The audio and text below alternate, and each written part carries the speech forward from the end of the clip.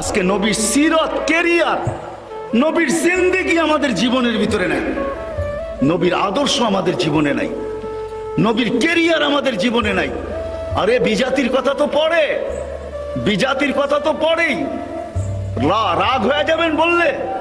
হ্যাঁ, নবীর সুন্নত আমাদের ঘরে দীক্ষিত। ও তো ব্যঙ্গচিত্র দাঁড় করাইছে, আমরা তো ডেলি ব্যঙ্গ করি। ও তো একটা চিত্র দাঁড় করছে, আমরা তো ডেলি ব্যঙ্গ করি। নবীর সুন্নত আমাদের জীবনে, আমাদের সমাজে দীক্ষিত, অবহেলিত, লাঞ্ছিত, ঘৃণিত। আরো কিছু বলেন না, আমাদের কোনো ক্ষেত্রে নবীর সুন্নত নাই। শুধু দাড়ি নবীর সুন্নত, শুধু টুপি নবীর সুন্নত, শুধু জুব্বাই নবীর সুন্নত। যেই নবী এক আদর্শ জিন্দেগি নিয়ে আসছে, কেরিয়ার নিয়ে আসছে, এক আদর্শ দিয়ে গেছেন, এক সমাজ তৈরি করে গেছেন। আজকে যুবকদের জীবনে নবীর জিন্দেগি নাই। যুবক জানেই না যে যৌবনের দাম কত, যুবক জানেই না যে জিন্দেগির জীবনের দাম কত, যৌবনের দাম কত, দাম কি কাম কি জানে না। জানি না আপনাদের এলাকার নাম কি, ফতেহাবাদের যুবক জানেই না যে যৌবনের দাম কি, যৌবনের কাম কি, জানেই না। সে জানে, যা জানে তা জানে। সে জানে ওইটাই যে কয়েকদিন তোমাকে ব্যবহার করবে, তারপরে স্বার্থ যদি তোমার দ্বারা সিদ্ধি না হয়, তাহলে হইতে পারে তোমার মা বুক খালি করতেও দ্বিধা করবে না, তোমার বাচ্চা এতিম করতেও দ্বিধা করবে না, তোমার স্ত্রীকে বিধবা করতেও দ্বিধা করবে না। তোমার দাম এতটুকু, কিন্তু তুমি জানো না নবীর আদর্শের ভিতরে তোমার কি দাম আছে। চলেন একটু যুবকদেরকে শুনাই। তুমি জানো না কি দাম আছে, তোমার দাম ওই দাম আছে, তুমি রাস্তা দিয়ে হাঁটবে, আল্লাহ তোমাকে দেখবে আর লজ্জা পাবে, লজ্জা। এই জন্য এক হাদিসে আছে, ওই যুবক যখন রাস্তা দিয়ে হাঁটে, অলি গলিতে জমিনে বিচরণ করে, তাকে দেখে আল্লাহ লজ্জা পায়। কোন যুবক? শাবাবা খুশা, যে নবীর আদর্শে আদর্শবান হইয়া নিজেকে আল্লাহর ভয়ে লজ্জাপতি বানায় নিছে। লজ্জাপতি, লজ্জাপতি চিনেন? হ্যাঁ, অনরা দেশে কি কয়? শর্মিন্দা। বাবা রে বাবা, উর্দু বিলকুল শর্মিন্দা। হ্যাঁ, শর্মিন্দা গাছ, হ্যাঁ, শর্মিন্দা পাতা, ঠিক না? আচ্ছা, এটাই মেনে নিলাম। উর্দুতে কয় ছুঁই মুই। লজ্জাপতি, শর্মিন্দা পাতার মতো যে নিজেকে গুটায় আনিছে, ওই যুবককে দেখে আল্লাহ লজ্জা পায়। মুহাম্মদুর রাসূলুল্লাহ আসছিলেন তোমাকে ওই যুবক বানানোর জন্য, যে তুমি রাস্তা দিয়ে হাঁটবে, আল্লাহ লজ্জা পাবে আর চিৎকার দিয়ে বলবে লাউলা ইয়া শাবাব, ও যুবক তুই যদি জমিনে না থাকতি, লাজালতুস সামা হাতিদা, আমি আকাশকে বহুত আগে লোহার বানায় দিতাম, ওয়াল আরদা সাফসাফা, জমিন বহুত আগে তামার হয়ে যেত। ওমা আনজালতু মিনাস সামাই কাতরা, আকাশ থেকে একটা বৃষ্টির ফোঁটা না। ওমা আমবাততু মিনাল আরদি হাব্বা, জমিন থেকে একটা শস্যের দানা না। বল আনজালতু আলাইহিমুল আযাবা সাব্বা, একের পর এক আযাব দিয়ে তোমাদেরকে ধ্বংস করে দিতাম। ও মেরে দোস্ত, বিজাতি আমাদের জন্য খাইতেছে। ফ্যাক্টেড আমরা, কোন বিজাতি ফ্যাক্টেড না। সমস্যা কোন বিজাতি না, সমস্যা তো আমি। আল্লাহর কাছে সমস্যা আমি। শাস্তি তো বহুত আগে হয়ে যেত, আমাদের চিল্লাইতে হইতো না, আমাদের চিল্লাইতে হইতো না। আজকে আমরা চিল্লাইতেছি, কিন্তু আমাদের চিল্লান কারো কর্ণপাত হইতেছে না। চিল্লাইতে হইতো না, মুহাম্মদুর রাসূলুল্লাহর ব্যঙ্গচিত্র দাঁড় করাবে আর আল্লাহ সহ্য করবে আর আযাব আসবে না। আপনি মনে করছেন কে? যাকে হাবিব বানাইছে। হাবিব কে? যাকে ভালোবাসা সবকিছু আল্লাহ দিয়া দিছে। ওনার ব্যঙ্গচিত্র বানাবে আর আল্লাহ দেখবে, ঠিক না? হ্যাঁ হ্যাঁ, শুধু আমাদের কারণে মধ্যে বাধা আমরা। আমরা যদি নবীর আদর্শ, আমি সিরাতের দিকে আপনাদেরকে নিয়ে যাইতেছি, নবীর কেরিয়ার, নবীর সিরাত, নবীর আদর্শ। বিদায় যুবকদেরকে বলবো, তোমাদের পায়ে হাত রাখা বলতেছি আমি, ফতেহাবাদের যুবক, তোমাদের পায়ে হাত রাখি, আসো। দুনিয়াওয়ালারা তোমাদের দাম দিতে পারবে না। হাজারো যুবকের জান দুনিয়াওয়ালারা নিয়ে আনিছে, হাজারো মার কুল খালি করছে, শুধু স্বার্থের ব্যাঘাত করছে। বিদায় স্বার্থের বিপরীত গেছে বিদায় তোমাকে স্বার্থ সিদ্ধির জন্য ব্যবহার করবে। স্বার্থের বিপরীত হবে তোমার মার কুল খালি করতে দ্বিধা করবে না। তোমার দুধের শিশু থাকতে, তোমার দুধের শিশু আছে কিনা এটাও দ্বিধা করবে না। তোমার কোলের শিশু দুধের শিশুকে এতিম বানাইতে দ্বিধা করবে না দুনিয়াওয়ালারা। তোমার বিবিকে বিধবা করতে দ্বিধা করবে না। আসো, মুহাম্মদুর রাসূলুল্লাহ যে আদর্শ নিয়ে আসছে ওই আদর্শওয়ালা যুবক তুমি হও। আল্লাহ তোমাকে দেখে লজ্জা পাবে, লজ্জা। আল্লাহ বলতেছে লাউলা ইয়া শাবাব, তুই যদি না থাকতি আকাশ লোহার জমিন তামার বৃষ্টির ফোটানা শস্যের দানা আমি সব ধ্বংস করে দিতাম, কিন্তু পারি না তোর চেহারা দেখা। বলো কিরকম দামি তুমি আল্লাহর কাছে? বেলু কতটুক? কার কাছে? কার কাছে? কার কাছে? আল্লাহ আল্লাহর রসুলের কাছে। ওই রসুল, হায় হায় হায় হায়,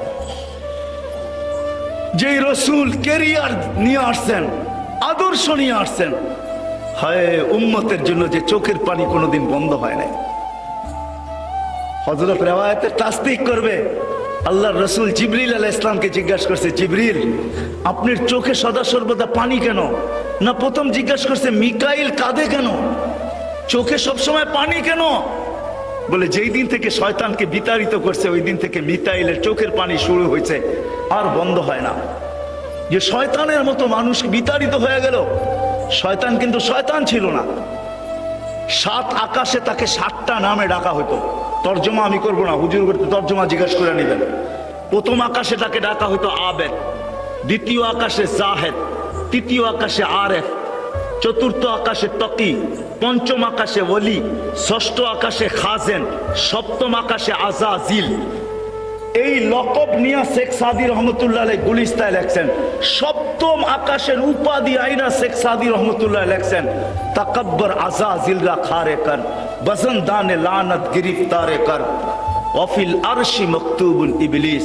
7 আকাশে 7টা নামে তাকে ডাকা হতো। 1,85,000 বৎসরের ইবাদত তার ছিল। 30,000 বৎসর শুধু আরশের তোয়াব ছিল। 13,000 বৎসর ফেরেশতাদের ওয়াজ ছিল। ওই ব্যক্তি যেদিন বিতাড়িত হয়, হায় হায় হায় হায়, কেমনে যে বুঝাবো। ও তো একটা সেজদা নিষেধ করছে। আমি তো ডেলি কয়টা সেজদা নিষেধ করি, কয়টা সেজদা আমি ছাড়ি ডেলি। ও তো একটা সেজদা ছাড়ছে, আমি কয়টা সেজদা? আরে বলেন না। আরে আমি ডেলি 64টা সেজদা ছাড়ি, 64টা। ও যুবক, তুমি যদি নামাজ না পড়ো, তুমি ডেলি 64টা সেজদা ছাড়তেছ।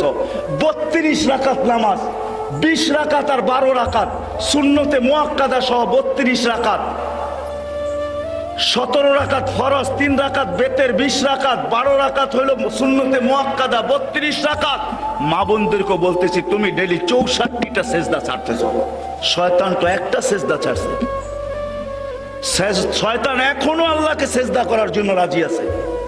বিশ্বাস হয় না? দলিল দিমু। হ্যাঁ, মুসা আলাইহিস সালাম একদিন মুসা আলাইহিস সালামের কাছে আসছে কানতে কানতে। কিছে? কে তুমি? কয় শয়তান। কিছে? অনুতপ্ত। কেন? তওবা করব। জিজ্ঞাসা করো কোনো রাস্তা আছে কিনা। আল্লাহর কাছে জিজ্ঞাসা করছে। আল্লাহ বলছে এই দিলাম আদম আলাইহিস সালামের কবরের ঠিকানা দিলাম তোমাকে, ওরে যায় বলো কবরে একটা সেজদা মাইরা দিতে, মাফ করে দিব। আয়সা বিকালে দেখা হয়েছে, কি হলো ভাই? কই যে ঠিকানা নিয়ে আসছি। আল্লাহ বলছে একটা সেজদা কবরে মেরা দিতে, মাফ করে দিবে। কই জিন্দা ছিল তখনই করি নাই, মরাটারে কি সেজদা করবো?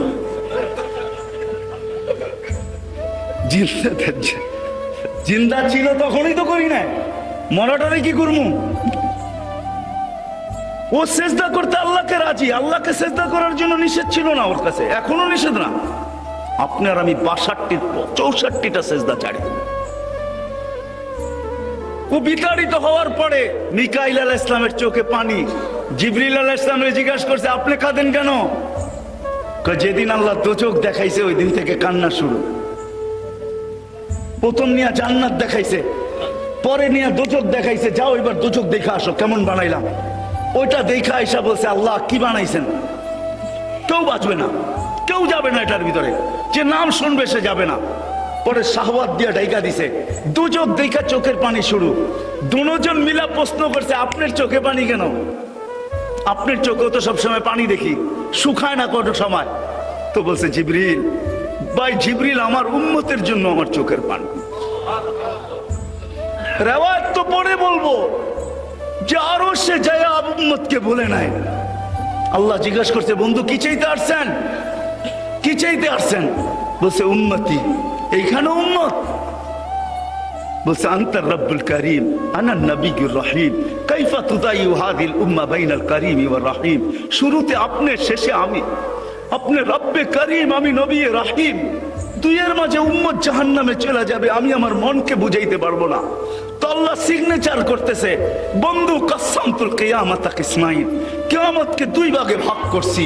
কিয়ামতের মালিক, কিয়ামতের মাঠ আপনার আর আমার আর কারো না। সালতোতা, ওই দিন আপনি চাবেন আমি দিব। শাফি তুশাফা, আপনি সুপারিশ করবেন আমি মঞ্জুর করব। লা ইউখজিকা ফি উম্মতি, আপনার উম্মতের ব্যাপারে আমি আপনাকে লজ্জিত করব না, না দুনিয়ায় করছি না কিয়ামতের মাঠে করব। তারপরে ওই নবী যে কিয়ামতের মাঠে উঠবে, লম্বা রেওয়ায়েত কিন্তু বেশি লম্বা হয়ে যেতেছে না তো? লম্বা রেওয়ায়েত। মিকা জিবরিল আলাইহিস সালাম উঠবে, আমি রেওয়ায়েত শর্ট করে দিছি, কাট পিস বলতেছি, রেওয়ায়েত অনেক লম্বা। উনি উঠবে, কেন জিবরিল আলাইহিস সালাম মারা যাবে, ওনাকে আল্লাহ জিন্দা করবে। উনি আল্লাহ রসুলের কবর চিনবে না। উনি উঠার পরে কাঁদবে, কেননা সব মরা যাবে। আল্লাহ কুদরত দিয়া ৩-৪ জনকে প্রথম পয়দা করবে, জিবরিল, মিকাইল, ইসরাফিল, মালাকুল মউত। জিবরিল কাঁদবে, ৩ জন জিজ্ঞাসা করবে কাঁদো কেন? একটু পরেই তো ইসরাফিলকে সিংহায় ফু দিবে, ফু দেওয়ার হুকুম আসবে, নফখাতুন নুশুর বলে, দ্বিতীয় সিংহায় ফু, আমরা উঠবো, সব উঠবে। আর আমাকে হুকুম হবে আল্লাহর হাবিবকে মাকামে মাহমুদে নিয়ে আসো। কিন্তু আমি ওনার কবর ভুলে গেছি, মৃত্যুর পরে কোথায়।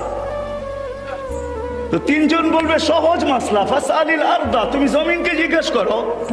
তো উনি জমিনকে জিজ্ঞেস করবে আইনা কবর আল হাবিব, আল্লাহর বন্ধুর কবর কোথায়?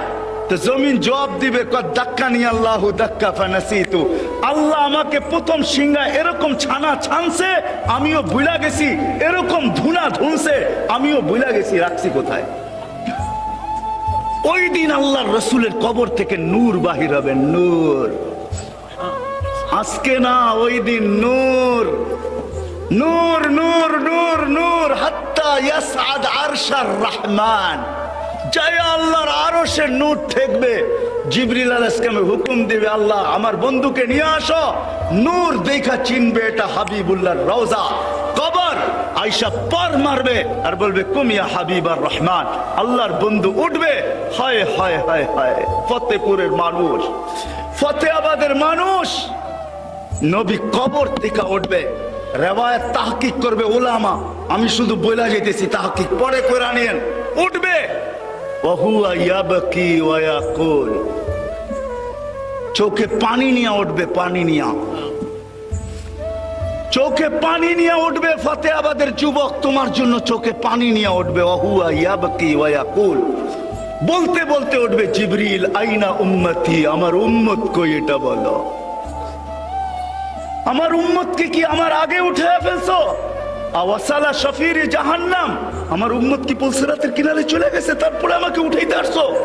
তো জিবরিল কসম খাবে, ওয়াল্লাহি বিইজ্জতিহি ওয়া জালালি, আল্লাহর ইজ্জত আর জালালের কসম, মা শাক্কাল আরদা আহাদুন ইল্লা আনতা, আপনি বেঁচে যেতে পারি নাই।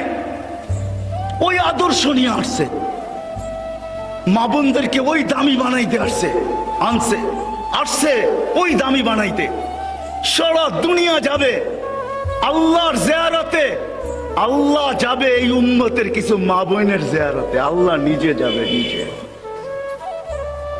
আল্লাহ নিজে যাবে, জিয়ারতে যাবে, জিয়ারতে। কে যাবে? কে যাবে? কে যাবে? সমগ্র জগৎকে এই উম্মতের কিছু মা বোন আছে আল্লাহর রসুলের আগে জান্নাতে যাবে। আল্লাহ রসুল জিজ্ঞেস করবে তোমরা কারা, আমার আগে কেন জান্নাতে যাইতেছ? তো হাসি দিয়া বলবে ইয়া রাসূলুল্লাহ, আপনারই উম্মত। তো বলবে আমার আগে কি কইরা? বলে আপনার থেকে শিখেই তো যাইতেছি। কার থেকে শিখা? আপনার আদর্শ শিখেই যাইতেছি। যৌবন অবস্থায় আমাদের স্বামী মারা গেছে, আমাদের ছোট ছোট বাচ্চারা একা স্বামী মারা গেছে। আপনার আদর্শের ভিতরে শুনছি আমরা আমাদের এই যৌবনকে আমরা ধরে রাখছি, মাটির সাথে বিলীন করে দিছি, বাচ্চাগুলাকে বুকে নিয়ে পড়া রয়েছি, এদেরকে মানুষের মতো মানুষ করছি, কোথাও বিয়ে বসি নাই। যৌবন একদিন মাটির সাথে মিশা গেছে, আমরাও একদিন কবরের সাথে মিশা গেছি। আপনার আদর্শকে ধরে রাখছি তো আল্লাহর রসুল তাদেরকে বলবে সাবাস, আহলান ওয়া সাহলান, তোমরাই আমার আগে যাওয়ার উপযোগী, তোমাদেরকে সালাম দিতেছি, সেলুট দিতেছি। নবী আদর্শ নিয়ে আসছে, ওই আদর্শ নিয়ে আসছে নবী আজকে। আমি লম্বা করতে চাইতেছি না, ওই আদর্শ নিয়ে আসছে। কেরিয়ার আমাদেরকে দিয়া গেছিলেন, সিরত দিয়া গেছিলেন, আদর্শ দিয়া গেছিলেন। নবীকে আল্লাহ পাক মডেল বানায় পাঠাইছিলেন, মডেল। আজকে আমরা সারা দুনিয়ায় ঘৃণিত, অবহেলিত, লাঞ্ছিত, দীক্ষিত মুসলিম। সারা দুনিয়ায় মুসলিম বলতেই বোঝা যায় সন্ত্রাসী, মুসলিম বলতেই বোঝা যায় দীক্ষিত, মুসলিম বলতেই বোঝা যায় লাঞ্ছিত, মুসলিম বলতেই বোঝা যায় অবহেলিত, মুসলিম বলতেই বোঝা যায় হায় হায় দাড়ি টুপি জুব্বা পাগড়ি ধার্মিক হওয়ার নামই হইল সে কি আরে বলেন না, সে জঙ্গি, ঠিক না? কেন? সাহাবাদের আজকে আমাদের কাছে সব আছে, সাহাবাদের কাছে কিচ্ছু ছিল না। আপনি আমাকে বুঝাইতে হবে না, রাগ হয়েন না। মিডিয়া আলা থাকলে আপনার পায়ে হাত রাখা বলি, আমি মিডিয়ায় তেমন বিশ্বাসী না। এই জন্য বিশ্বাসী না যে আমি সারা দুনিয়া ঘুরা দেখি। আমি মিডিয়ায় চোখ রাখবো কখন? তাহাদিসে নেয়ামত বলতেছি। আর এক দেখলে 100 হবে, 100। কত দেখলে? কয়টা দেখলে? একটা দেখলে 100 হবে, 100। আপনাদের উন্নত বিশ্ব দেখতে দেখতে আমার জুতা শেষ। আপনাদের কোনো বিশ্ব আমাকে দেখাইতে হবে না। আপনাদের কোন বিশ্বের নাম নিবেন, ওই বিশ্বর মাটিতে যায় বলেন, যেই জায়গায় বলবেন ওই জায়গায় আমার জুতার পাড়া আছে। আমি চৈশা আসছি, বিনা আমাকে বুঝায়েন না। আজকে আমরা লাঞ্ছিত, আমাদের কাছে সব আছে। হায় হায়, আমি তো চিটাঙ্গে বলি, আজকে মাটির ঘর দেখে বড় খুশি লাগলো। আমি মনে হয় একবার হাটহাজারিতেও বলছিলাম যে একদিন চিটাগাঙ্গের মাটির ঘর জাদুঘরে উঠবে, ঠিক না? আগে তো মাটিরই ছিল, ঠিক না? কি ঐতিহ্য আছে না নাই? হ্যাঁ আছে, হ্যাঁ ঐতিহ্য আছে। আরে মাটির ঘর আছে নাকি? নাই, ঐতিহ্য নাই। দুই একটা হয়তো আছে, ঐতিহ্য শেষ। সব কি পাকা, ঠিক না?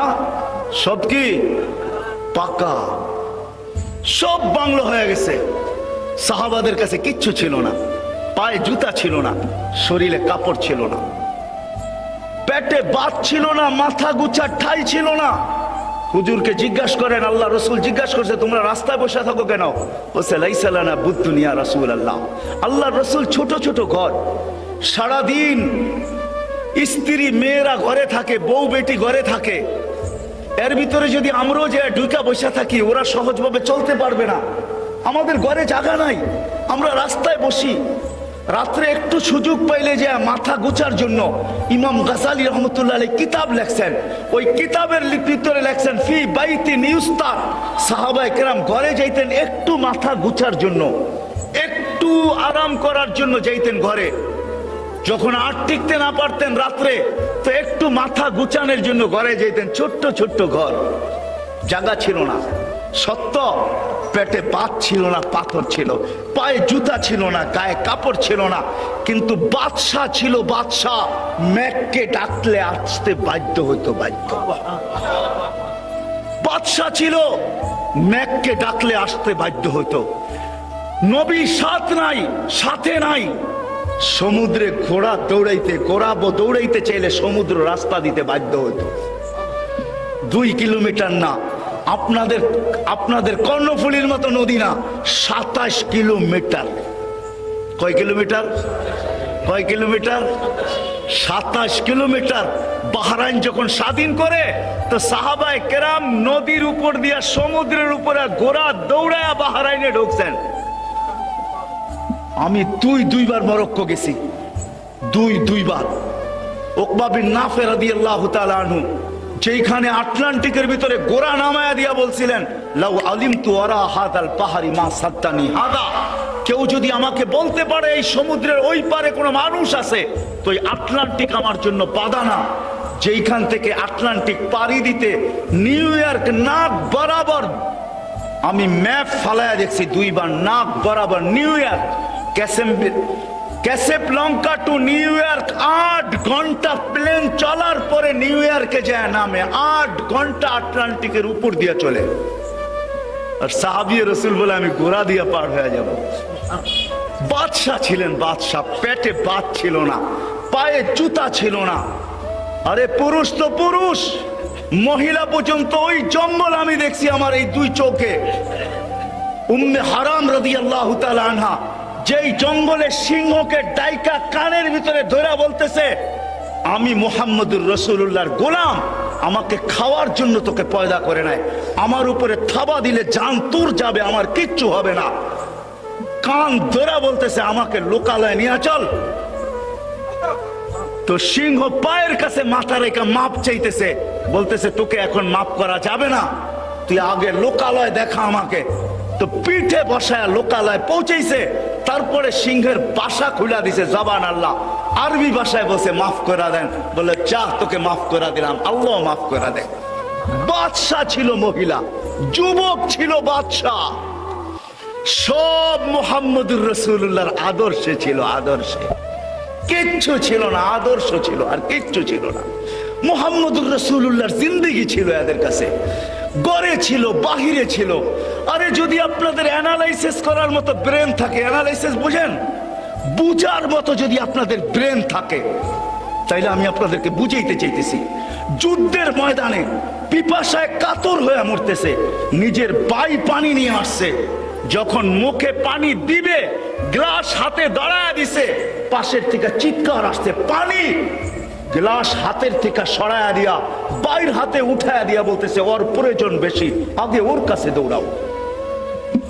আপন ভাই গ্লাস নিয়ে ছুটছে ওর কাছে, ছুটছে ওর কাছে, যখন ওর হাতে গ্লাস ধরায়া দিছে, আরেকজনের আওয়াজ আসছে, পানি। তো দ্বিতীয় জন বলতেছে ওর পানির প্রয়োজন বেশি, দৌড়ো আমার গ্লাস উঠাও হাতে, দৌড়াও ওর কাছে।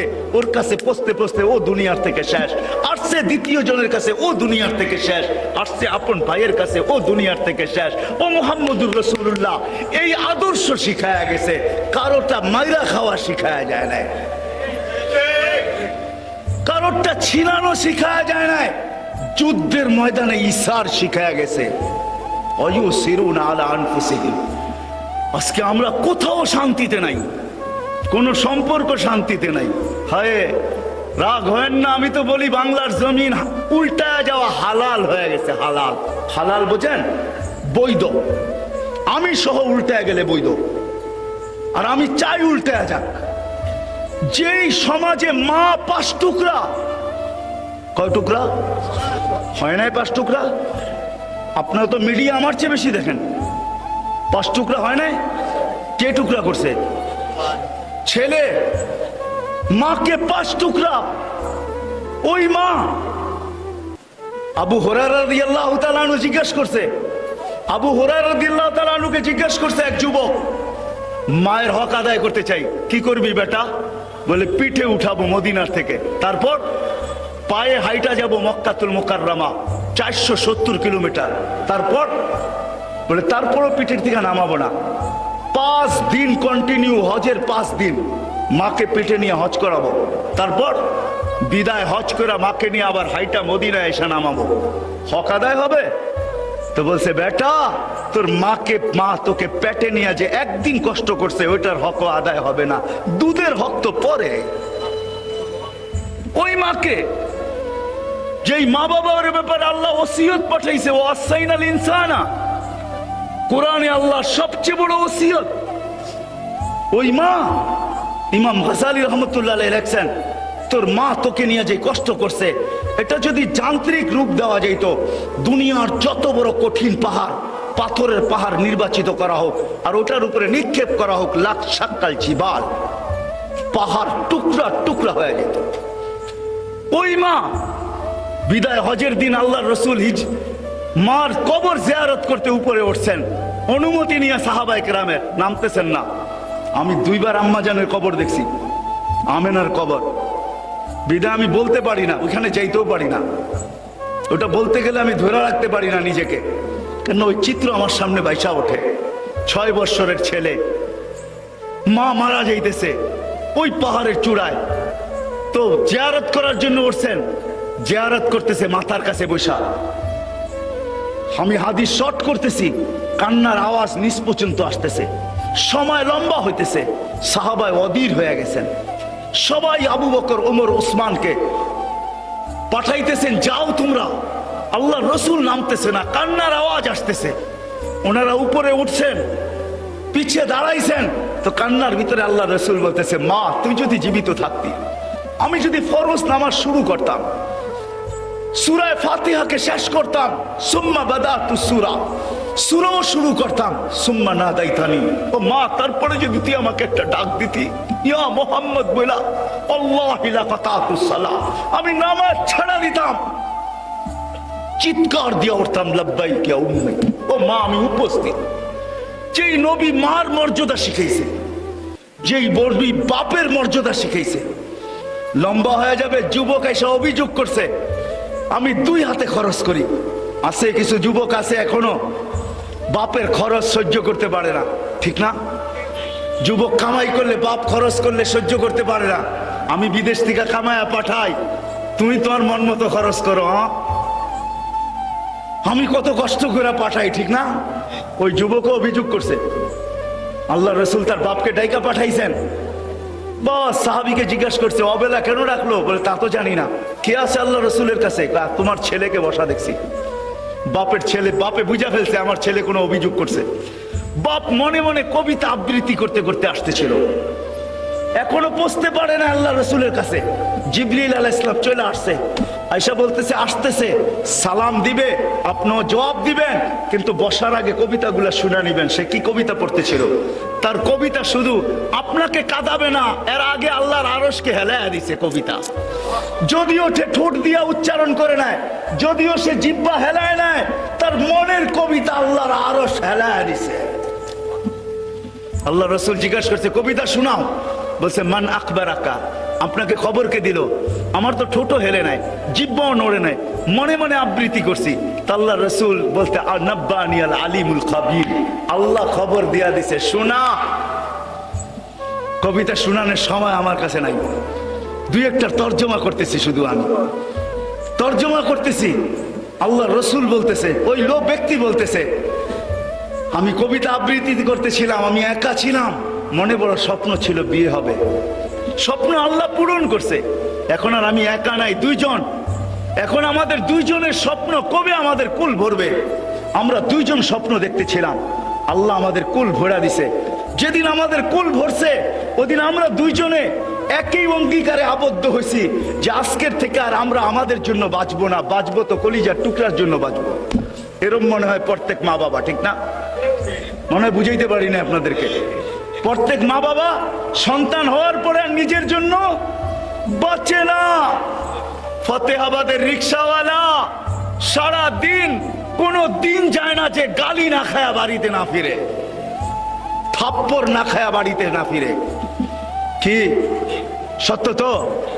সিএনজি আলা, ভ্যান আলা, বাইক আলা, কি গালি ছাড়া, রিক্সাওয়ালা গালি ছাড়া বাড়িতে ফিরে? কিন্তু তারপরেও কেন সে আবার পরের দিন রিক্সা হাতে নেয়? কেন? বৃষ্টি আসতেছে, কি বৃষ্টি আসতেছে? হ্যাঁ, সামান্য উঠাউঠি করে না, শেষ শেষ হয়ে গেছে, শেষ শেষ জায়গায় চলে আসছি আমি। উঠাউঠি করেন না, রহমত আসছে, রহমত, বৃষ্টি আসে নাই। হ্যাঁ, রহমত আসছে, বৃষ্টি আসে নাই।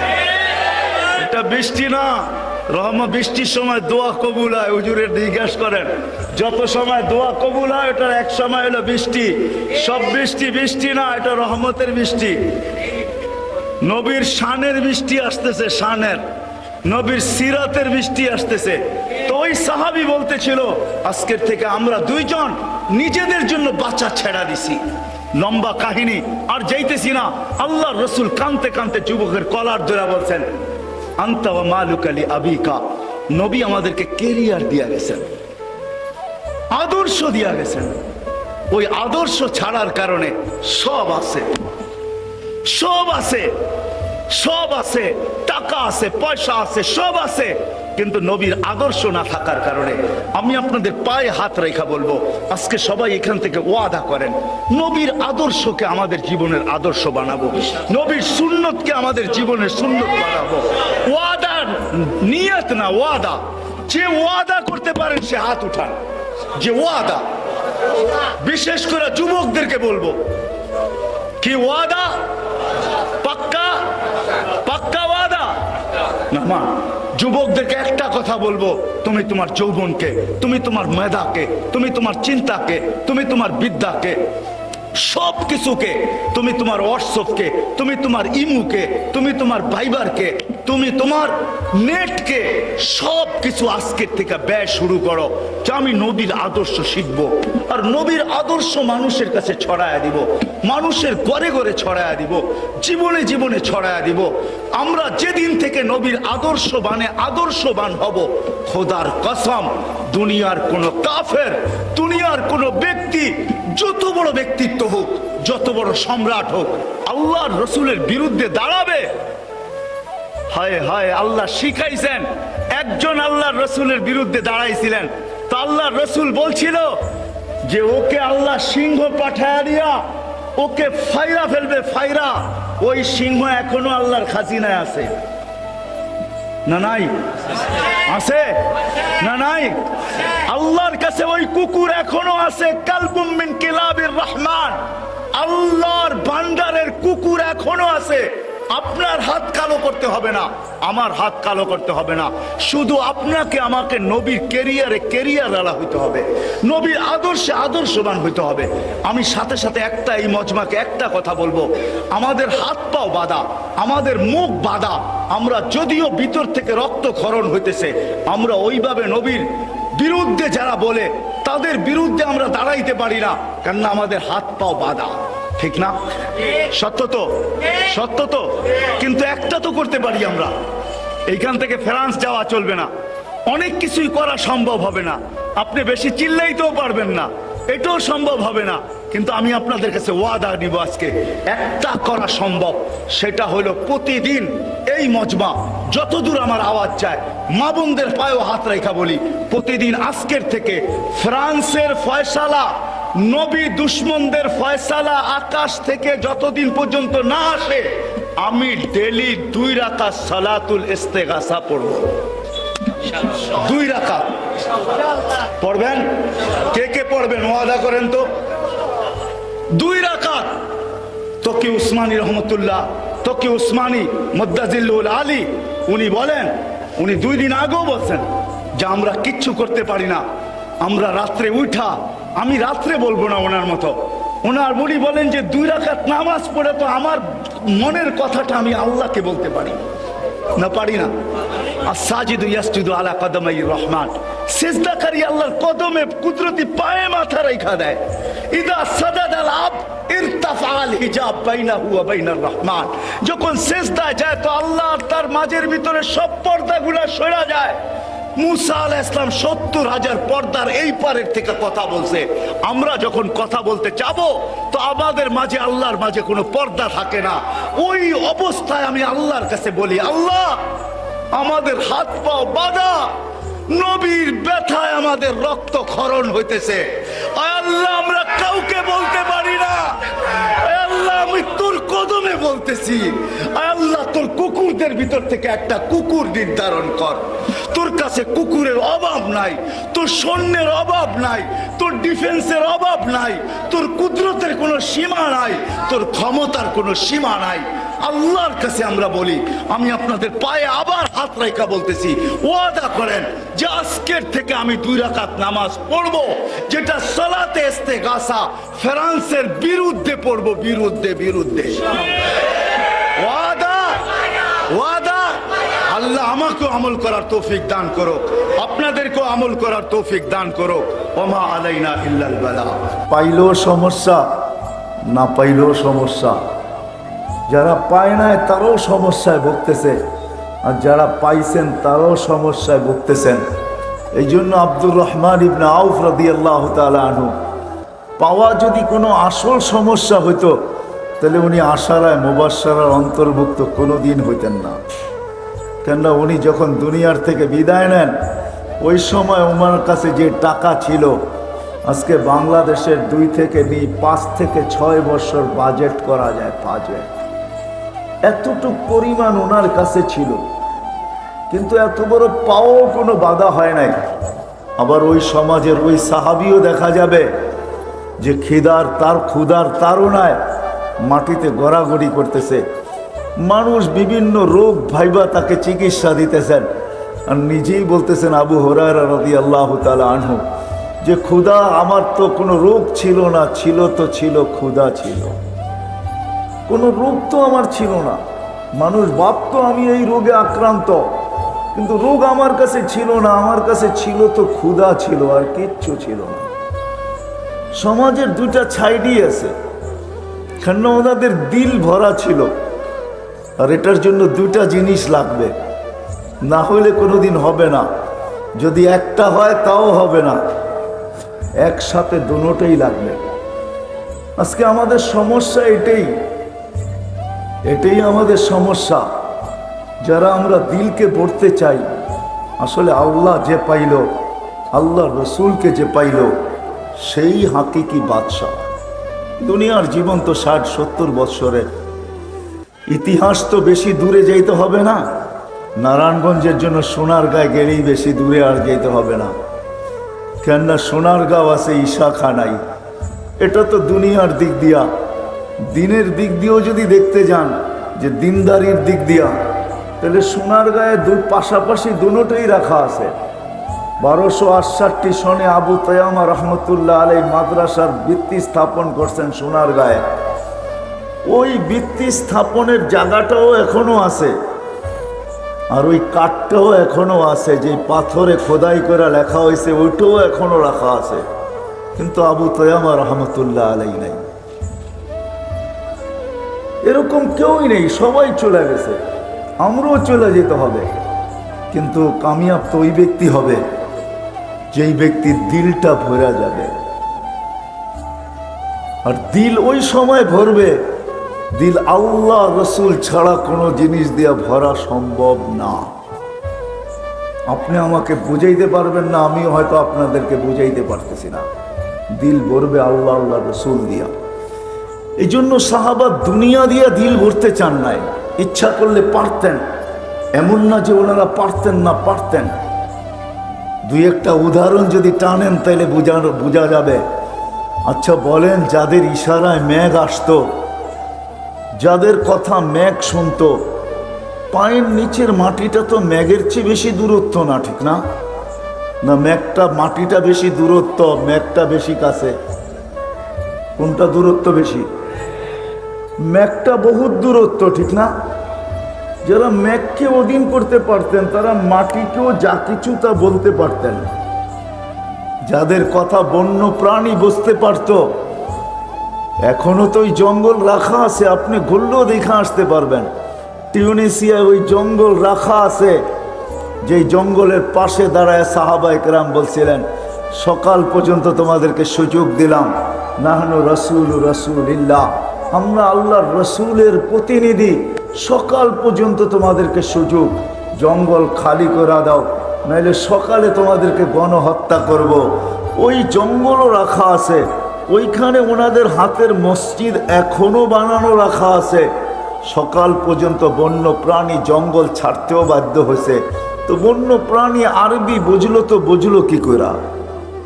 যারা এটা পারতেন, ওনারা দুনিয়াও কিছু না কিছু করতে পারতেন, ঠিক না? না পারতেন না?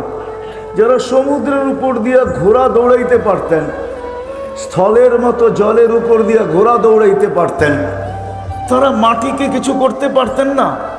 টেকনোলজির যুগ তো আজকে আসলো। আমি তো বলি, ভিডিও কল তো ওমর রাদিয়াল্লাহু তাআলা আনহু দেখায়া গেছেন, ওইখান থেকে বিজ্ঞান প্রযুক্তি নিছে বিজ্ঞান নিজের কোনো প্রযুক্তি নাই, আমাদের থেকে ধার করে নিয়ে প্রযুক্তি দাঁড় করাইছেন। বিজ্ঞান প্রযুক্তি নিছে ওইখান থেকে। ওমর রাদিয়াল্লাহু তাআলা আনহু 1400 বছর সারিয়াতাল জাবাল বইলা ওই প্রযুক্তি কিয়ামত পর্যন্ত মানুষের সামনে রাইখা দিয়েছেন, যার কারণে আজকে মুঠো ফোনও আসছে, যার কারণে আজকে প্রযুক্তিও আসছে, যার কারণে আজকে ভিডিও কলিংও আসছে, না জানি হাজারো জিনিস আসছে। ওই সূত্র ধইরা এরা তৈরি করছেন যে উনি যখন পারছে তাইলে এইখানে কোনো না কোনো একটা কিন্তু আছে, যেটাকে খুঁজা বাহির করলে আমরাও কাজে লাগাইতে পারবো, আমরাও আমাদেরকে ফেমাস করতে পারবো, দুনিয়াকে তাক লাগায়া দিতে পারবো। কিন্তু সূত্র দিছেন যিনি, উনি ওমর রাদিয়াল্লাহু তাআলা আনহু। ওনারও ইচ্ছা করলে দুনিয়া পারতেন, কিন্তু না করেন নাই মেরে দোস্ত। ওনাদের তো চিন্তাই ছিল যে এটা বড়, এটা দিলটা বড়, আর দিল ভরতে গেলে দুইটা লাগবে, আল্লাহ আল্লাহর রসুল লাগবে, আর আল্লাহ আল্লাহর রসুলকে দিলে বসাইতে হলে দুটা লাগবে। ওটার ভিতরে সময় চলে গেছেন। 60-70 বৎসরকে শুধু টাটা দিয়া দিছেন, আর বলছে 60-70 বৎসর ওয়াজাদনা শাকারনা, পেলাম তো শুকরিয়া আদায় করলাম, লাম নাজিদ সাবারনা, না পেলাম তো সবর করলাম। কেননা মরার পরে তো রাখাই আছে, দনি তো ইনশাআল্লাহ এটাই আসবে, ইলা রৌহি ওয়া রাইহান ইলা রব্বিন গায়রি গাজবান। চলো ওই জগতের দিকে যেটা সুখ শান্তিতে ভরা। সুখ আর শান্তি কি দেখছ? সুখ শান্তিতে ভরা। চলো এরকম প্রভুর কাছে যে তোমার উপরে রাগান্বিত নয়, বরং তোমাকে দেখলে আনন্দময়, তোমাকে দেখলে খুশি হবে, তোমাকে দেখলে আনন্দিত হবে, তুমিও দেখা আনন্দ পাবে, তুমিও আল্লাহর দিদার করবে, তোমারও সাক্ষাৎ হবে। এই কথাই ওনারা ভাবতেন। এই জন্য দুনিয়ার দিকে কখনো মুখ দেন নাই, সদা সর্বদা এই ভিতরটাকে ভরার চিন্তায় ছিলেন। ওটা আল্লাহ আল্লাহর রসুল দ্বারা ভরে।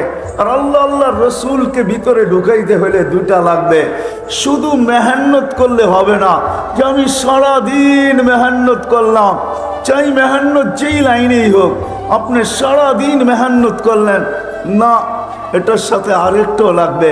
এই জন্য সাহাবায়ে কেরাম দুটোই করতেন, দুটোই ছিল ওনাদের জীবনে, একটা মেহান্নত, একটা হক্কানিয়াতের সোহবত। মেহান্নত লাগবে, আবার হক্কানিয়াতের সোহবতও লাগবে। হক্কানিয়াতের সোহবত, মেহান্নত লাগবে, আবার হক্কানিয়াতের সোহবতও লাগবে। এই জন্য সাহাবায়ে কেরাম মেহান্নত করতেন, আবার আল্লাহ রসুলের কাছে যায় সোহবতের মাধ্যমে। যেই মেহান্নত করতেছেন ওটা হইতেছে কি হইতেছে না, কতটুক বনতেছে, হয়তো একটা ছোট্ট উদাহরণ দিলে দেখা যাবে। আচ্ছা, বাচ্চা যখন কনসেপ্ট হয়ে গেছে তো সময় মতো তো আসবেই, ঠিক না? কি আমার কথা বোঝেন? বাচ্চা যখন কনসেপ্ট হয়ে গেছে, পেটে চলে আসছে, তো এটা তো 10 মাসের মাথায় আসবেই, ঠিক না? আর ও আসবে তো চিৎকার দিতে দিতেই তো আসবে, মনে হয় বোঝেন নাই। আসার আগেই তো মাকে পাগল করে ফেলবে, ঠিক না? যেটাকে প্রসব বেদনা বলে, তো মাকে পাগল করে আসে না, তো আসবেই তো। তো আপনি মাসে মাসে ডাক্তার দেখান কেন? কি প্রয়োজন? কি প্রয়োজন মাসে মাসে এতগুলা বিল দেওয়া, এত লম্বা সিরিয়াল দেওয়া, আবার এই লোকটা এত কষ্ট করতেছে, একে বারবার নিয়ে যাওয়া, কি প্রয়োজন? আমাকে বুঝান, প্রয়োজন রাখে? যেদিন বাচ্চা চিৎকার দিতে শুরু করলো আসার জন্য, মাকে পাগল বানাইতে শুরু করলো, ওই মুহূর্তেই যান। হয়তো সিজার হবে, নাইলে নর্মাল হবে, দুটার একটা তো হবেই, ঠিক না? হয়তো বাইপাস হবে, নাইলে ডাইরেক্ট হবে, ঠিক না? দুইটাই তো আমাদের দুনিয়ার রাস্তা, ঠিক না? সহজ রাস্তা হলো বেশি ব্যথা হয়, সিজার করো, তাড়াতাড়ি খালাস করো, ঠিক না? আপনি মাসে মাসে কেন যান? এই জন্য যাই যে দেখার জন্য পজিশন কিরকম, ঠিক না? আমিও বুঝাইতে পারলাম কিনা জানি না। হক্কানিয়াতের সোহবত, আল্লাহ ওয়ালাদের সোহবত, হক্কানি আলেমদের সোহবত, এই জন্য জরুরত যে আপনি মেহান্নতের পজিশনটা দেখেন কিরকম আছে, আপনার পজিশন ঠিক আছে কি ঠিক নাই। চাইলে দেখবেন আপনি মেহান্নত করবেন তো ঠিক আছে, আপনি পজিশন দেখলেন না, বাচ্চা তো হবে হবে, হইতে পারে তারও সারা জীবনের কান্না হইতে পারে, আর আপনি মা বাবা হিসাবে আপনার সারা জীবন বাচ্চা দেখবেন আর চোখের পানি ঝরাইতে থাকবেন, আর ভাববেন একটুখানি ভুলের তরে অনেক বিপদ ঘটে। ভুল করেছে যারা সবাই ভুক্তভোগী বটে। এই প্রবাদ বাক্য আপনার আমার জীবনও সত্য হইতে পারে।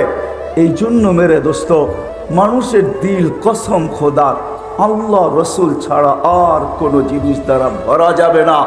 আর যার দিল না বলল, দিলটা যার না বলল, দুনিয়ার থেকে যাবে তো যাবে সত্য, কিন্তু ওই ইস্তেকবাল হবে না, ওই সংবর্ধনা হবে না, ওই ইস্তেকবাল হবে না। যারা দিল ভরা যাবে তাদেরটা যেরকম হবে, ওটার জন্য দুটেই দরকার, আল্লাহ আল্লাহর রসুল। আর আল্লাহ আল্লাহর রসুলকে ভিতরে ঢুকাইতে হইলে মেহান্নত, চাই সেটা বন্দেগীর লাইনে হোক, চাই সেটা জিকিরের লাইনে হোক, চাই সেটা তেলাওয়াতের লাইনে হোক, চাই দুনিয়াতে যতগুলা লাইনই আছে সব লাইনের হোক, কিন্তু সাথে সাথে সোহবতও লাগবে যে আপনার মেহান্নত ঠিক হইতেছে কি হইতেছে না। নাইলে দেখা যাবে একদিন আমি মেহান্নত করতে করতে সময় মতো তো আমি ঢোলা পড়ব, মৌতের কোলে ঢোলা পড়ব, ওই বাচ্চার মতো সময় মতো সে চিৎকার দিতে দিতে চলে আসবে। হইতে পারে সারা জীবনের সেও তারও চোখের পানি ঝরতে পারে, আর তাকে যখন দেখবে তো মা বাবারও চোখের পানি ঝরতে পারে। আর সেই কথাই বাস্তব প্রমাণিত করবে যে একটুখানি ভুলের তরে অনেক বিপদ ঘটে। ভুল করেছে যারা সবাই ভুক্তভোগী বটে। তখন আমারও এরকম হতে পারে যে আমি মেহনত করতে করতে করতে করতে করতে একটা পর্ব আসবে, যখন থাবা আমার কাছে চলে আসবে, তো আর ওই সম্বোধন হয়তো আমার কাছে আসবে না, যেই সম্বোধন চিরাচরিত মেহনত আর সোহবতের মাধ্যমে আসার কথা। কেননা আমার কাছে মেহনত আছে, সোহবত নাই। এই জন্য এরকম কেউ যদি সোহবত নিল কিন্তু মেহনত একটুও করলো না, তাহলে সোহবত যে তার ভিতরে সব কিছু আইনা দিবে এটাও না। দুটোটাই লাগবে, মেহনতও লাগবে, সোহবতও লাগবে। কথা কিন্তু শেষ। এই জন্য আপনাদের কাছে দরখাস্ত, মৃত্যুর আগেই কিন্তু দিলটাকে গড়তে হবে। আর ভরার জন্য মেহনত, আবার হক্কানিয়াতের সোহবত, হক্কানি ওলামা, হক্কানি আল্লাহওয়ালা। আর আমি সারা দুনিয়া ঘুরার পরে বলতেছি, যেই সুযোগ সুবিধা আল্লাহ বাংলাদেশের মানুষকে দিছেন, মক্কা মদিনা বাইতুল মুকাদ্দাস, এটাকে নিয়ে আলোচনাও করা যায় না, তুলনাও করা যায় না। দুনিয়ার কোনো মাটিকে আল্লাহ এই সুযোগ সুবিধা দেন নাই, কোনো মাটির মানুষকেই আল্লাহ দেন নাই। বাংলাদেশের মানুষকে আল্লাহ এতটুকু সুযোগ সুবিধা দিছেন। আমার মনে হয় কেন যে দিছেন, ভাবতে ভাবতে আমি মাঝে মাঝে একা একাই ভাবি যে মনে হয় আল্লাহ বাংলাদেশের মানুষকেও বেশি ভালোবাসেন, আর এই মাটিকেও আল্লাহ বেশি ভালোবাসেন। যার কারণে মাঝে মাঝে দুই একটা উদাহরণও আমার সামনে চলে আসে। গত 2 দিন আগে বাংলাদেশে একটা দিন গেছে যে করোনায় একজনও মারা যায় নাই, কিন্তু সারা দুনিয়ার দিকে তাকায় দেখবেন আজ পর্যন্ত দুনিয়ার কোনো একটা দেশ এই প্রমাণ দিতে পারবে না যে আজকে আমাদের দেশে একজনও মারা যায় নাই। কিন্তু বাংলাদেশে প্রমাণ দিতে পারতেছে যে 2 দিন আগে বাংলাদেশে করোনায় একজনও মারা যায় না। আক্রান্ত হয়েছে বটে, কিন্তু মারা যায় না। এই মালাটা আমাদের গলায় আসছে। মনে হয় এই মাটিকেও ভালোবাসেন, মাটির মানুষকেও ভালোবাসেন। হাজারো সময় আমাদের এখানে মুসিবত চলে আসে, ভূমিকম্প শতবার আসছে, কিন্তু বিপর্যয় আজ পর্যন্ত হয় নাই। 10 নম্বর মহাবিপদ সংকেত উঠছে, ফ্ল্যাগও উঠছে, কিন্তু কোনো বিপর্যয় ঘটে নাই। বিদায় আমি বলতে পারি, সজোরে বলতে পারি, বাংলাদেশের মানুষকেও আল্লাহ ভালোবাসেন, মাটিকেও ভালোবাসেন। নাইলে এই মানুষ, এই দেশের মানুষের জন্য এত সুবিধা আল্লাহ দিবেন কেন? যে এরকম কোনো এলাকা নাই, গলি নাই, যেই গলিতে একটা হক্কানি মাদ্রাসার সাইনবোর্ড না আছে, একটা হেফজোখানা না আছে। যান আপনি নারায়ণগঞ্জের গলিগুলো দেখা এসে আমাকে বলেন, এমন কোন গলি আছে যেই গলিতে একটা ছোট্ট হেফজোখানার সাইনবোর্ড না আছে, একটা মক্তবের সাইনবোর্ড না আছে। এত মসজিদ এই দেশে কেন দিবে, এত মাদ্রাসা এই দেশে কেন দিবে, এত মক্তব এই দেশে কেন দিবে, এই দেশে কেন দিবে আল্লাহ, এত আলেম ওলামা কেন দিবে, এত আল্লাহ ওয়ালা কেন দিবে, এত কেন দিবে যে যারা আল্লাহ রসুলের আশেক এরকম রাত্র দেখে না, বৈশা মাটিতে বসছে তো বসছেই, চাতকের মতো আল্লাহ আল্লাহ রসুলের কথা সারা রাত অবধি শুনতে বাজে, সারা রাত অবধি শুনতেছে, পুরো রাত্র বৈশা। আপনাদের এটা তো হয়তো 12টা 1টা শেষ হয়ে যাবে, কিন্তু যান সিলেট অঞ্চলে, ময়মনসিংহ অঞ্চলে, বিভিন্ন অঞ্চল আছে সারা রাত্র ওয়াজ হয়, ঠিক না? মানুষের কমই নাই, জোয়ার। এই জন্যই এই কথাগুলো আমাকে বলে যে বাংলাদেশের মাটিকেও আল্লাহ ভালোবাসে, মানুষকেও ভালোবাসে। এই জন্য বাংলাদেশকে যেই সুযোগ সুবিধা দিছেন, হক্কানি আলেমদেরকে আল্লাহ মনে হয় যেরকম মাটিকে বিছায়া দিছেন, এই জমিনে এরকম বিছায়া দিছেন, হক্কানি আল্লাহ ওয়ালাদেরকেও বিছায়া দিছেন। এই জন্য আসেন, কথা শেষ, সবাই আমরা আজকে থেকে ওয়াদা করি যে মরার আগেই কিন্তু ভিতরটাকে ভরতে হবে। যদিও আমাদের চোখ ভরা গেছে, কিন্তু বাচ্চার মতো চোখ ভরছে কিন্তু দিল ভরে নাই, বাচ্চার তো পেট ভরছে কিন্তু চোখ ভরে নাই। কিন্তু চোখ ভরতে হলে আল্লাহ আল্লাহ রসুল ছাড়া বড়ার কোনো বিকল্প রাস্তা নাই। এটা দিয়ে দিল ভরবে, আর ওটার জন্য দুটা লাগবে, এক তো মেহান্নত আর একটা হলো সোহবত। এবাদতের লাইনের যত মেহান্নত আছে করতে হবে, কিন্তু কোরা যদি আপনি ভাবেন যে আমি তো মেহান্নত করতেছি, কিছু পচা গেছি, না না, ভুল হবে। আপনাকে সোহবতও যাইতে হবে, হক্কানিয়াতের সোহবত, আল্লাহওয়ালাদের সোহবত, হক্কানি আলেমদের সোহবত, এটাতে থাকতে হবে। যতক্ষণ পর্যন্ত আপনি এই দুই জিনিসের সাথে আপনাকে সংযুক্ত রাখবেন, তার সাথে সাথে মেহান্নত করবেন, ইনশাআল্লাহ একদিন আসবে, ইনশাআল্লাহ একদিন আসবে। মৃত্যুর আগ মুহূর্ত হলেও আসবে যে আল্লাহ আপনার এটাকে ভরা, দিলটাকে ভরা দিবে। প্রমাণ স্বরূপ সারা দুনিয়াকে আপনার মুখের কলেমা শুনায় দিবে।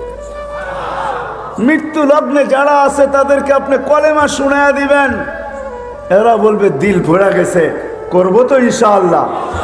হক্কানি আলেমদের মেহান্নতের সাথে সাথে, হক্কানিয়াতের সোহবতের সাথে, আল্লাহ ওয়ালা এবং হক্কানি আলেমদের সোহবতে নিজেকে বাঁধবো তো? কি বলেন? হ্যাঁ, থাকবেন তো হক্কানি আলেমদের সাথে? সোহবত বুঝেন তো? সোহবত, হ্যাঁ, সোহবতের ভিতরে একটা শর্ত আছে, মেটানেওয়ালা সোহবত। হ্যাঁ, নিজেকে মেটায়া দিতে হবে। কিন্তু আমি শেষমেশ একটা কথা বলবো আপনাদেরকে, নারায়ণগঞ্জ হিসাবে বলবো, এই মজমা হিসাবে বলবো, আপনাদের পায়ে হাত রেখা বলি, আপনি আলেমদের সাথে চলতে পারতেছেন না, হয়তো আমি আপনাকে মাজুর মনে করব, অপারক মনে করব, কিন্তু এটা পায়ে হাত রেখা বলবো, কোনো হক্কানি আলেমের বিরুদ্ধে কখনো আঙ্গুল উঠায়েন না। যদি আপনি উঠাইলেন, আজকে না, কিয়ামতের মাঠে আপনার সাথে আমার দেখা হবে, ওই দিন আমি আপনাকে জিজ্ঞাসা করব যে আপনাকে এই কারণে মূল্য দিতে হইলো তো কতটুকু দিতে হইলো। আজকে হয়তো আমি বুঝাইতেও পারবো না, দেখাইতেও পারবো না, বলতেও পারবো না, কিন্তু কসম খোদার কিয়ামতের মাঠে আপনাকে আমি জিজ্ঞাসা করতে পারবো।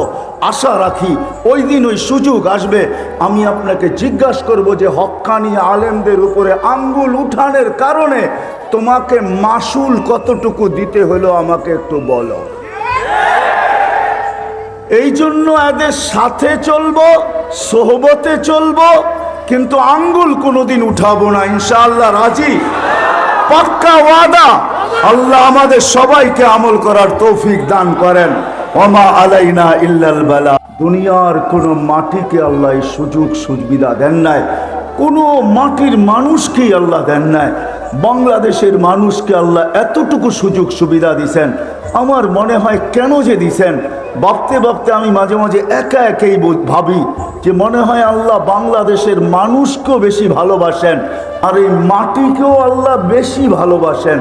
যার কারণে মাঝে মাঝে দুই একটা উদাহরণও আমার সামনে চলে আসে। গত 2 দিন আগে বাংলাদেশে একটা দিন গেছে যে করোনায় একজনও মারা যায় নাই, কিন্তু সারা দুনিয়ার দিকে তাকায়া দেখবেন আজ পর্যন্ত দুনিয়ার কোনো একটা দেশ এই প্রমাণ দিতে পারবে না যে আজকে আমাদের দেশে একজনও মারা যায় নাই। কিন্তু বাংলাদেশে প্রমাণ দিতে পারতেছে যে 2 দিন আগে বাংলাদেশে করোনায় একজনও মারা যায় না। আক্রান্ত হয়েছে বটে, কিন্তু মারা যায় না। এই মালাটা আমাদের গলায় আসছে। মনে হয় এই মাটিকেও ভালোবাসেন, মাটির মানুষকেও ভালোবাসেন। হাজারো সময় আমাদের এখানে মুসিবত চলে আসে, ভূমিকম্প শতবার আসছে, কিন্তু বিপর্যয় আজ পর্যন্ত হয় নাই। 10 নম্বর মহাবিপদ সংকেত উঠছে, ফ্ল্যাগও উঠছে, কিন্তু কোনো বিপর্যয় ঘটে নাই। বিদায় আমি বলতে পারি, সজোরে বলতে পারি, বাংলাদেশের মানুষকেও আল্লাহ ভালোবাসেন, মাটিকেও ভালোবাসেন। নাইলে এই মানুষ, এই দেশের মানুষের জন্য এত সুবিধা আল্লাহ দিবেন কেন? যে এরকম কোনো এলাকা নাই, গলি নাই, যে গলিতে একটা হক্কানি মাদ্রাসার সাইনবোর্ড না আছে, একটা হেফজোখানা না আছে। যান আপনি নারায়ণগঞ্জের গলিগুলো দেখা এসে আমাকে বলেন, এমন কোন গলি আছে যেই গলিতে একটা ছোট্ট হেফজোখানার সাইনবোর্ড না আছে, একটা মক্তবের সাইনবোর্ড না আছে? এত মসজিদ এই দেশে কেন দিবে? এত মাদ্রাসা এই দেশে কেন দিবে? এত মক্তব এই দেশে কেন দিবে? সাল্লাল্লাহু আলাইহি ওয়া আলা আলিহি ওয়া আসহাবিহি ওয়া আতবাইহি ইলা ইয়াউমিদ্দিন। أما بعد فأعوذ بالله من الشيطان الرجيم بسم الله الرحمن الرحيم ألا بذكر الله تطمئن القلوب وقال رسول الله صلى الله عليه وسلم عن الله تبارك وتعالى أنا مع من ذكرني। অত্র মাহফিলের সম্মানিত সভাপতি, উপস্থিত ওলামায়ে কেরাম, নারায়ণগঞ্জের বিভিন্ন এলাকা থেকে আগত মুসলমান ভাইয়েরা, যেই পর্যন্ত লাউড স্পিকারের আওয়াজ পৌঁছতেছে পর্দার অন্তরালে মা ও বোনেরা, কোরআন হাদিস থেকে যতটুকুই তেলাওয়াত করলাম আশা রাখি একই সামনে রেখে অতি অল্প সময় কিছু কথা রাখবো, সাথে সাথে দোয়ার দরখাস্ত। আল্লাহ আমাকে, আপনাদেরকে, সমগ্র শ্রোতাকে সঠিক জিনিসকে বুঝা, শিখা এবং মানার তৌফিক দান করেন। মানুষ যদিও নাকি সৃষ্টির সেরা, সৌন্দর্যের দিক দিয়েও সৃষ্টির ভিতরে সবচেয়ে সুন্দর, শ্রেষ্ঠত্বের দিক দিয়েও সৃষ্টির ভিতরে সবচেয়ে সেরা।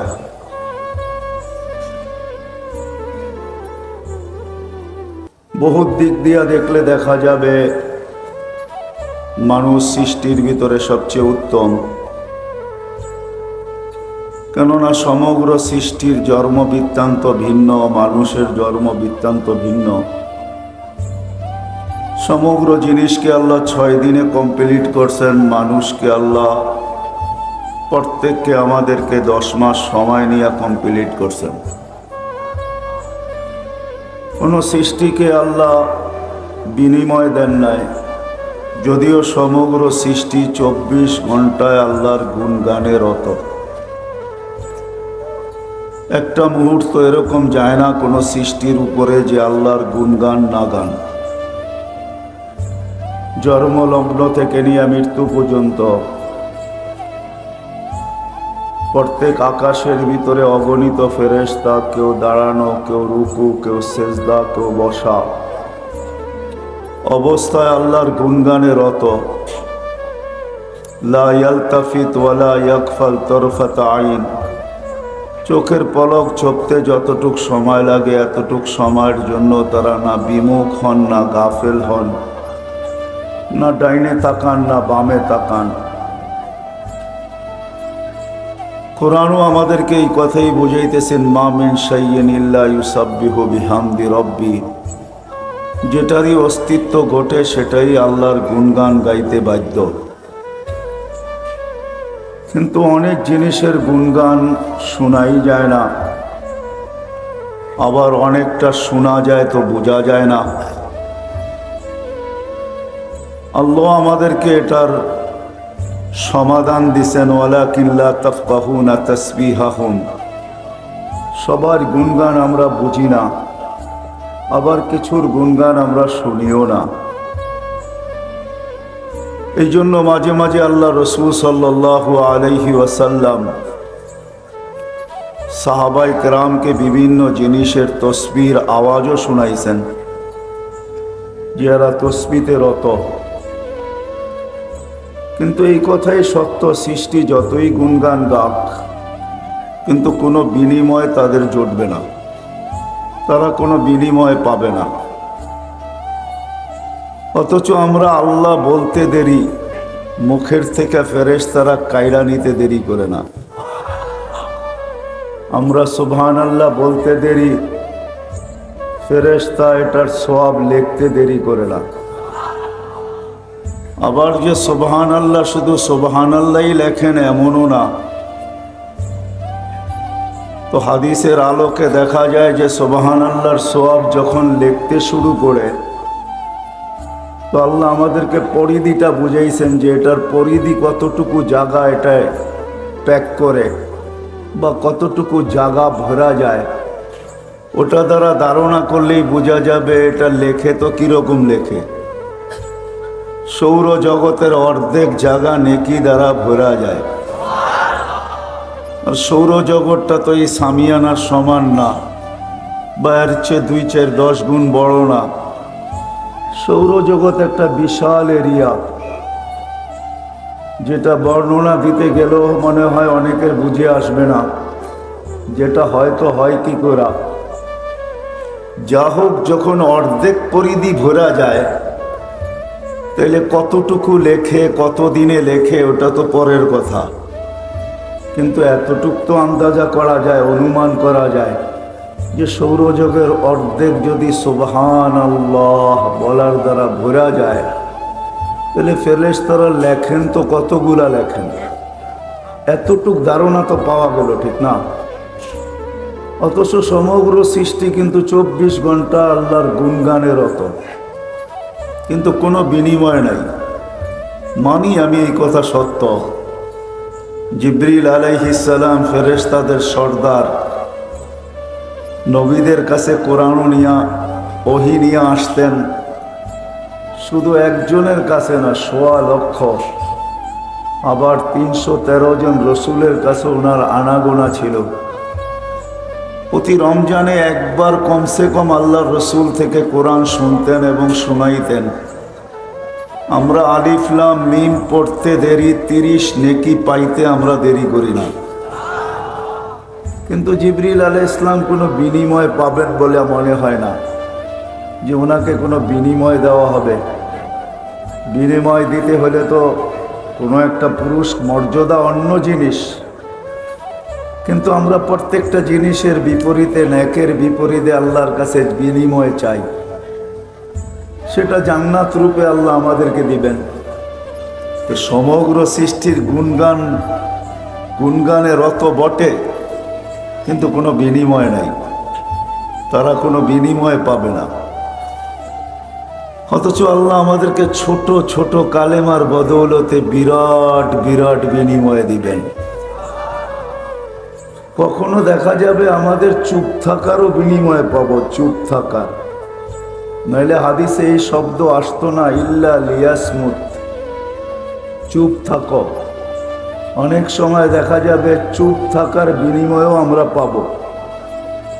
যেখানে বলার ছিল বলি নাই, চুপ ছিলাম, তো এটার বিনিময়ও কিন্তু আল্লাহ আমাদেরকে দিবেন। নাইলে হাদিসে এই কথা কোনোদিন আসতো না, মান কানা ইউমিনু বিল্লাহি ওয়াল ইয়াউমিল আখির ফালিয়াকুল খায়রান ইল্লা লিয়াসমুত। ভালো বলতে পারলে বলো, নাইলে চুপ থাকো। তো চুপ থাকাটাও বিনিময় আমরা পাবো। যেমন ছোট্ট একটা উদাহরণ হাদিস থেকে দিলে হয়তো বুঝে আসতে পারে। এই উম্মত যদি গুনার নিয়ত করলো আর গুনাহ করলো না, তাইলেও কিন্তু একটা বিরাট বড় সওয়াবের গিফট পায়, গাঠি পায়। আল্লাহ আমাদেরকে বিরাট বড় একটা সওয়াবের গাঠি দিবে যদি গুনার নিয়ত করলো কিন্তু গুনাহ করলো না। নিয়ত করা বললো না করবো না, বাদ দিয়ে দিল, তাইলেও কিন্তু একটা নেকি আমাদের লেখা হয়। তো যেটা বুঝাইতেছিলাম, মানুষ সৃষ্টির সেরা, রূপের দিক দিয়া সৃষ্টির দিক দিয়ে আমরা সেরা, আমাদের চেয়ে শ্রেষ্ঠত্ব আল্লাহ কাউকে দেন নাই। দ্বিতীয়, আল্লাহ আমাদের জীবনের প্রত্যেকটা মুহূর্তের বিনিময় রাখছেন, ভালো খারাপও, নেকও পাবে আবার গুণও পাবে, বিনিময় রাখছেন, কোনো সৃষ্টির বিনিময় রাখেন নাই। তৃতীয়, আল্লাহ সমগ্র জিনিসের ভোগ অধিকার আমাদেরকে দিয়েছেন, কাউকে ভোগ অধিকার দেন নাই। হ্যাঁ, হয়তো আপনি প্রশ্ন তুলবেন, হাজারো জিনিসই তো ভোগ করে, কেউ এটা খায়, কেউ সেটা খায়, কিন্তু ঘোরাফেরা দেখবেন সব আমাদের জন্যই খায়। ছোট্ট একটা উদাহরণ যদি দেই, যে গরুকে তো দামি দামি ভুসিও খাওয়ানো হয়, হ্যাঁ খাওয়ানো যাইতে পারে, কিন্তু সে মোটা তাজা হয়তো আপনার আমার জন্যই হয়। দুধের ঝর্ণা খুলে দেয় তো আপনার আমার জন্যই খুলে দেয়। আপনার আমি দুধ থেকে হাজারো আইটেম বানাই। বিদায় মানুষ সৃষ্টির সেরাও অনেক দিক দিয়া, আবার সমগ্র ভোগ অধিকারও মানুষেরই, আবার মানুষের জীবনেরই বিনিময়। কিন্তু হলে কি হবে, তাকাইলে দেখা যাবে এই মানুষটা চতুর্দিক দিয়েই সংকীর্ণতায় আমরা ভুগতেছি। আমাদের সব কিছু সংকীর্ণ, সংকীর্ণতার বর্ণনা দিয়ে শেষ করা যাবে না। মানুষ সংকীর্ণ, সংকীর্ণতায় আমরা ভুগতেছি। মানুষের সব দিক দিয়ে সংকীর্ণতা, সব দিক দিয়ে